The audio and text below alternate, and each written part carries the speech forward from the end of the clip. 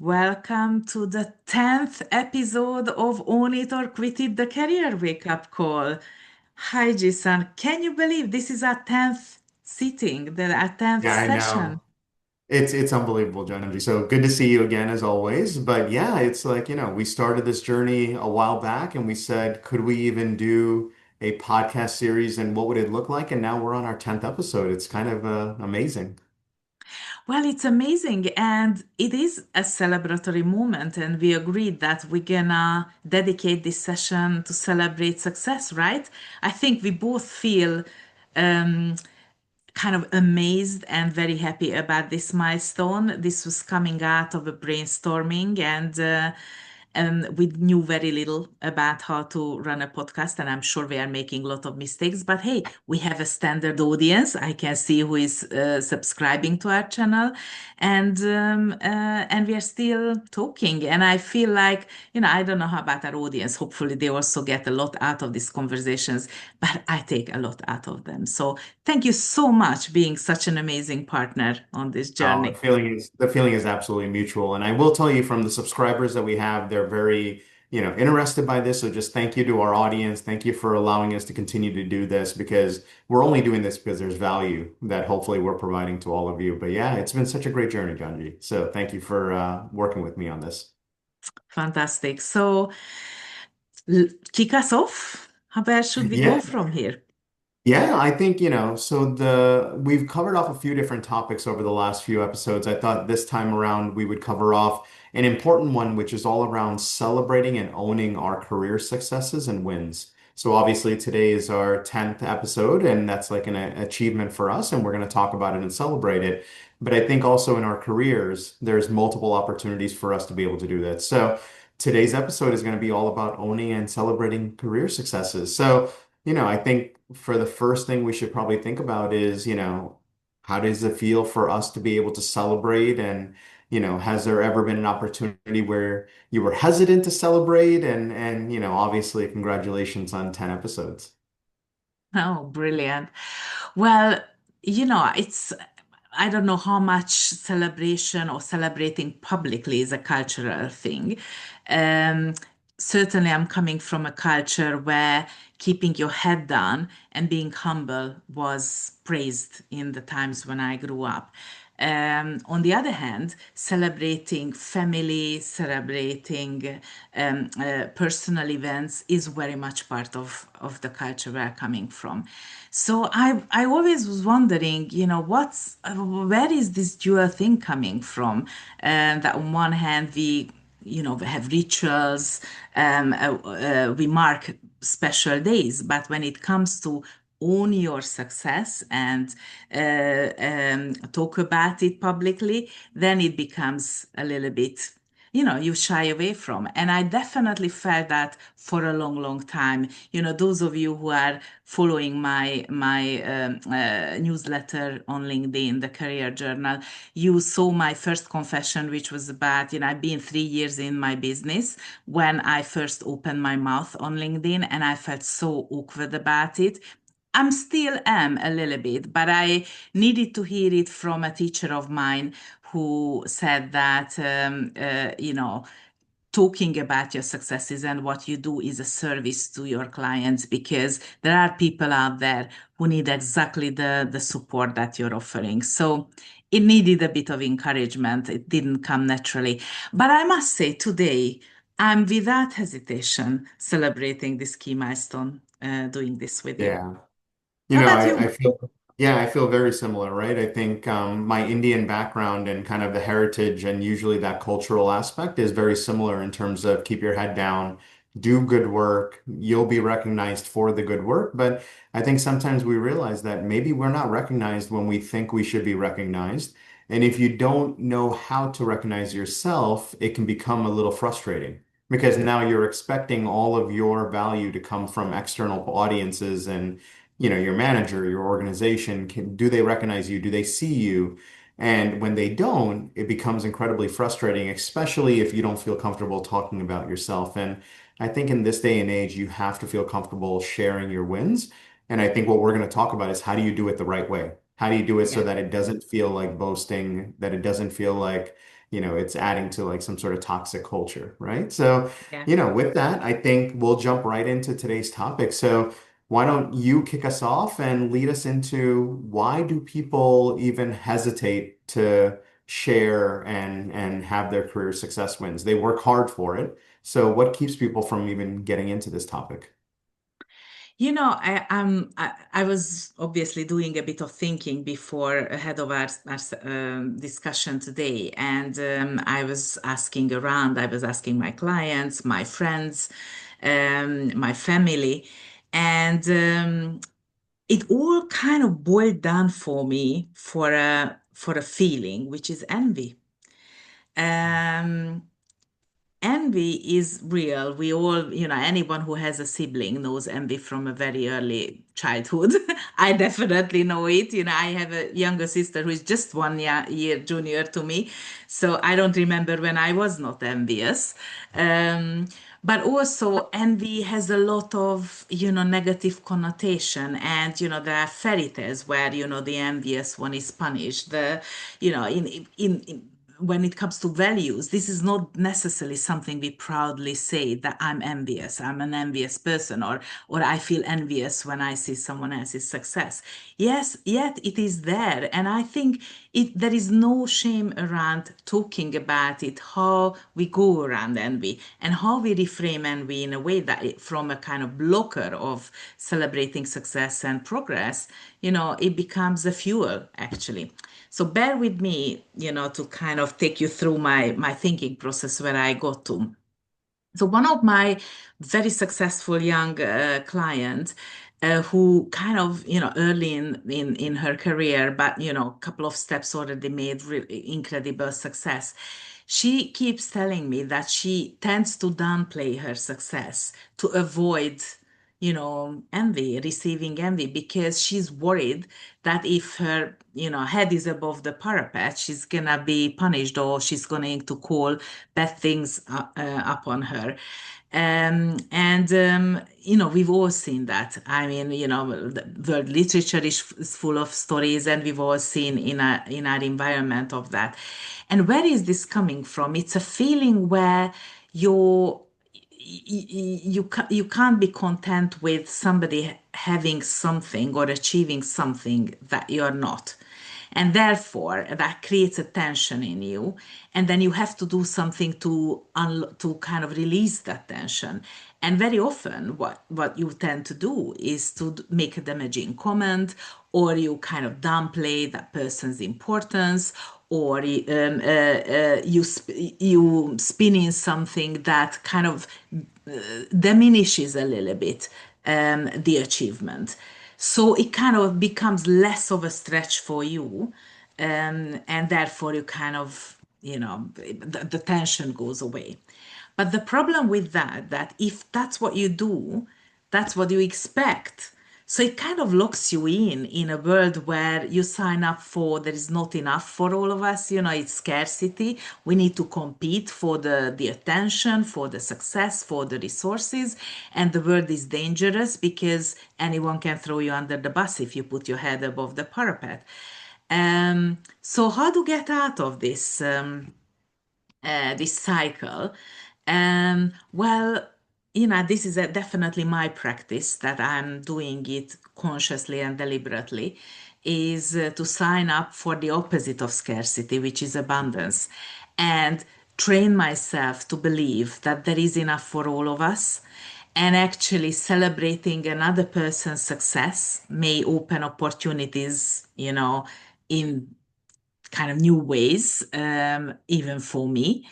Uh, but most importantly, that envy, if you kind of take off the negative connotations, it is a feeling that points you towards something that you dream or you wish for yourself, but you haven't achieved it yet. So it's a signal of an unmet need or an unmet desire. So if you kind of just go hold on to that, envy could be an incredibly powerful compass reminding you of your wants.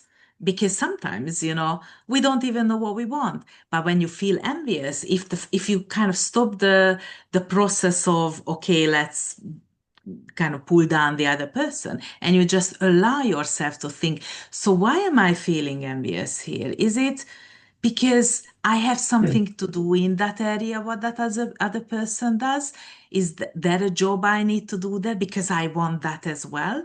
Now that's how you turn envy into a positive Yeah, fuel. that's a really interesting angle. I've never thought about that. So you're saying if you yourself find yourself feeling envious towards something you're seeing, perhaps you look into why that is the case, as opposed to jumping into, let me criticize or let me try to bring them down to my level, try to figure out why it's so intriguing for you, and maybe that's a compass for what you need to do differently. That's interesting. I think that takes a lot of Exactly. self-reflection, right? I think that takes a lot of self-control, self-reflection to be able to say, this actually means I should do better, not necessarily they should do less, right? Absolutely. Or what can I learn from that other person? Yeah. So whereas when you do the toxic competition, meaning, pulling down the other, not allowing people to win or celebrate their success, what good comes out of that other than the release of your discomfort? Whereas if you use envy as a pointer towards something where you have something to do and you feel you could, do something similar, or you could lean in and learn from that other person, that's where it opens up for opportunities for growth, for Yeah. creativity. I think it also goes back to this idea of fear because you always have this sense of what will others think, what will others say, and I think this is a really good perspective. Is it almost and someone mentioned this to me early in my career. It doesn't matter what other people think. You just take care of yourself. You just do what you need to do well by other people, and be happy with your successes and don't downplay them, right? But I think it takes a lot of confidence to be able to do that. But yeah, that's really It interesting. is. It is. And it's a practice that you may need to start doing even without feeling it. You fake it until you make it. And we're gonna come back to this in our homework. Um, but it's an interesting thing. I just want to double down on what you said about the fear. Um, that when we become dangerous for others, we are also sending the signal to ourselves that others can be dangerous to us. Yeah, So that's this right. is how we create our world, right? And if we become supportive and if we sign up for deliberately lifting each other, celebrating each other, we are training our brain that, this is the world we are living in, and we expect that for others to behave that way towards us. And it's always going to happen that people surprise us positively or negatively. Yeah, But if you want to shape your environment, I think starting with yourself is the most powerful way to shape it. very interesting. Yeah, that's great context. Yes, so super. So now let's move into a little bit practicalities of the house. So we kind of digged out a potential root cause of what gets in the way of celebration. And also, there is another aspect is the how, the when, the technicalities. So can you give us some perspective on that? Yeah, of course. So there's a couple of things that come to mind, and I think the first thing is always this is about storytelling. So I think a lot of times people feel uncomfortable because they say, "Well, I don't want to say what I just accomplished because it feels like boasting, it feels selfish." And I think you've talked to a lot of kind of the insecurities of envy and things that you were afraid of what other people think. But there's also a practicality to how do I even share what I just did, right? And it could be a one sentence, I did this and I feel very happy.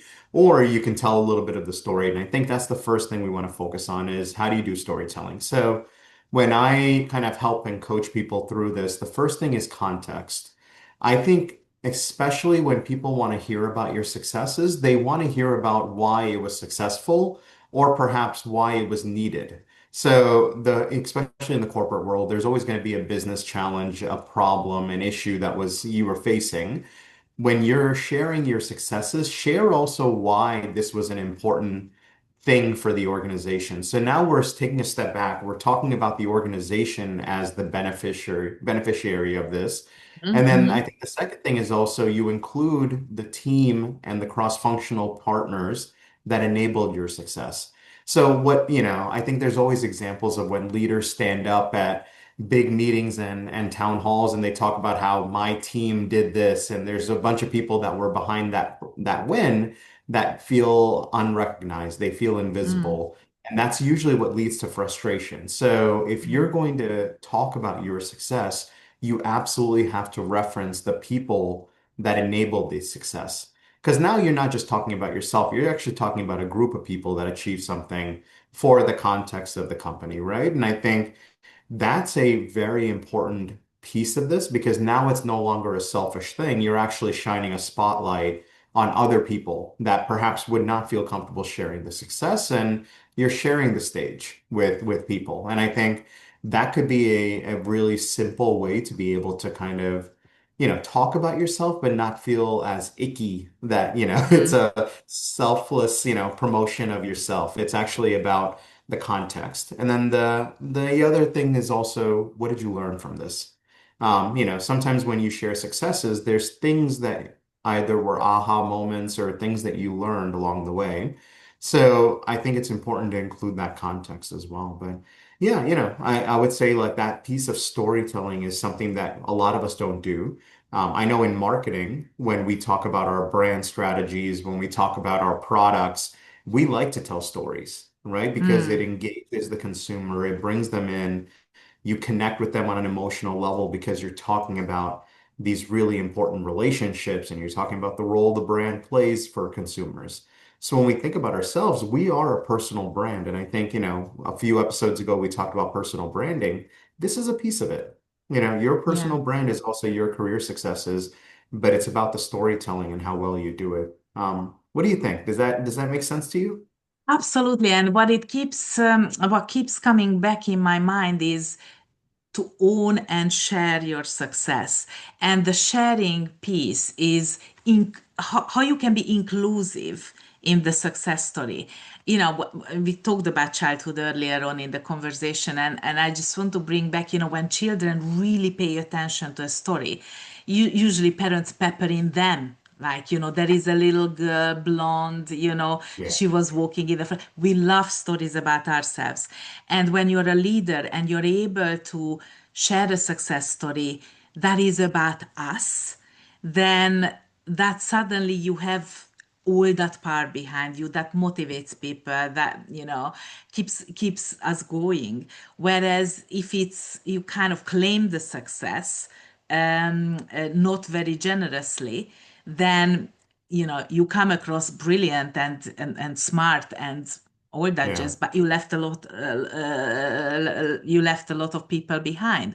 So it's actually leadership, isn't it? It's like how you talk to the hearts and how you build that emotional deposit for people moving forward, because one day they will need to be rely on that emotional deposit, that maybe on the rainy day, to remember that we achieved something Yeah. together. That would be an incredible good deposit. It's one of those self-fulfilling prophecies because if you share your career success wins and you don't include the people that enabled it, those will probably be the same people that will undermine your success in backroom conversations, right? So can you believe he was up there on stage talking about that? I actually did most of that work. And then you get this spirit of this is exactly why we feel this toxic, we don't want to talk about ourselves, but it's because the way we talk about ourselves enables the Yeah, toxicity. Because if you don't recognize the people that helped you, then it feels very selfish, which in fact it is. And yeah, for people who worked really hard to do that, they feel unseen, they feel frustrated, and they're not going to be yeah, quiet. Sometimes they will be the ones that also say, this guy has no idea what he's talking about. You know how hard we work to yeah, allow that to happen, right? And it's just that's the absolutely. spiral. Yeah. Yeah, so overall, generosity is a key element, isn't it? It costs nothing Yeah. to share that Yeah. success and include people in your under your umbrella. And Yeah. that's the way how, the energy that goes out from you, that's gonna hopefully come back to you as well. That's But right. it's, even putting everything aside, it's a much more elegant thing to do as well. I think a It seasoned is. leader today already knows that, I mean, we always see those posts about, the leaders when there's blame to be taken, they stand at the front, and when yeah. there's praise to be given, they stand in the back, right? It's this whole Mm, idea that yeah. your team is either Yeah. protected or elevated by who you are, and you share the Yeah. spotlight, right? You don't Yeah. you don't fight for the spotlight. So, Yeah.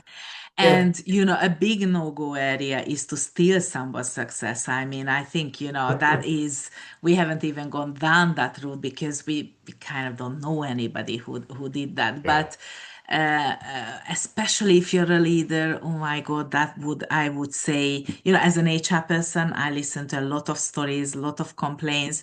Trust me, you don't want to build a reputation as a leader who steals someone else's success. yeah. That's It not a won't good last place to long. be. It won't No, last it long, won't. right? And No.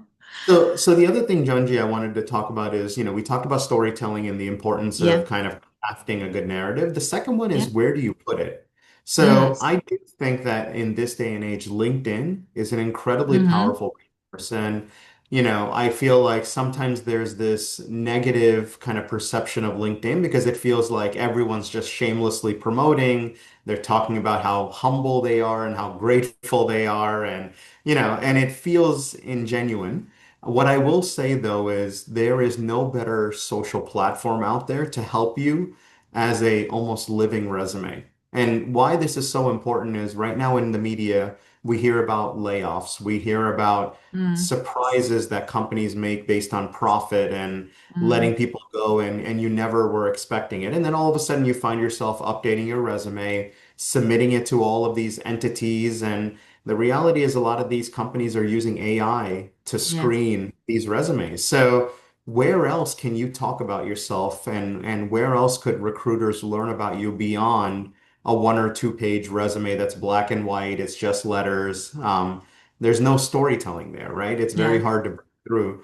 And I think for a lot of people, you need to realize that LinkedIn serves as your living resume. So recruiters are Yeah. actively watching. Even if you're not available in the workplace, this is a place where people learn about you, they hear about you. So, what I would also say is once you figure out what your story is, go on LinkedIn and actually post something. And again, if it feels like, well, it's self-serving, I feel selfish, post about the fact that other people were involved. Post about the fact that you learned something for the organization. So, the organization asked us to take this on, we were successful and here's what we learned from it. Because there's going to be people in the network that are going to be faced with similar types of challenges. And now all of a sudden, it's not just about sharing that you won, but also sharing what you learned along the way. And I think that becomes a very powerful thing for recruiters to see. It's a powerful thing for your team Yes. members to see. But, I think that's also the second piece I wanted to cover off is that Yeah. don't be shy about LinkedIn. And I'm not sure an Instagram story is the right place or Facebook and stuff like that because the network and the people who follow you are not in the lens of career. And LinkedIn, it really is very much built Yeah. on a career marketplace, right? And Yeah. the people that just simply say, here's what I did, yeah, that will come off as negative. But if you add those other elements of storytelling there, I think it becomes very powerful. Absolutely. And, I have lots of conversations with people since I'm more active on LinkedIn about the style, what works for them, what doesn't work for them, and I'm invited myself and everyone else to kind of invent a sort of communication on LinkedIn that is engaging, right? You can go and do your own way, do it in a way that you generate really good content, something that you would enjoy reading, and that way we change the whole atmosphere around it. And by the way, LinkedIn is a platform that rewards celebrating each other, because I'm sure you know that when you comment or dial up somebody's post, then that helps the person who posted to be seen by more eyeballs, and also your kind of Yeah, quota, or how you call it, goes up in LinkedIn. So you become more active, and the algorithm recognizes you for that's right. engaging and celebrating others. So actually, it's not the tool probably, but it's the way how we are using it.